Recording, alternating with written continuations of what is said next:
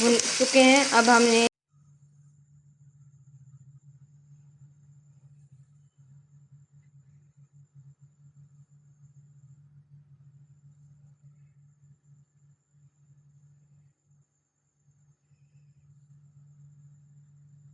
यहाँ पर हांडी वाले 1 चम्मच के अंदर टमाटर, प्याज, अदरक, लहसुन, हरी मिर्च अच्छे तरीके से हमने भून लेना है।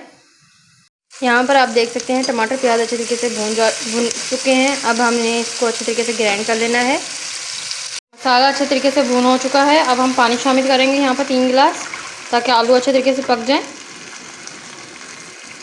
पर आप देख सकते हैं आलू का सालन बहुत ही मज़ेदार हमारा रेडी हो चुका है। आलू बिल्कुल तैयार हैं, नरम हो चुके हैं। यहाँ पर आप एक आधा आलू तोड़ के भी देख सकते हैं। यहाँ पर ये देख सकते हैं बिल्कुल नरम हो चुका है।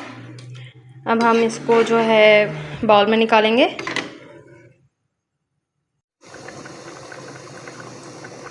अब हम यहाँ पर धनिया शामिल करेंगे। अब हम बाउल में निकालेंगे। अब हमारा सालन रेडी हो चुका है। धनिया, हरी मिर्च, अदरक हल्का सा आप शामिल कर सकते हैं। मुझसे हल्की सी डंडियाँ शामिल हो गई हैं, तो डंडियाँ मैं यहाँ पर साइड पे कर दूँगी।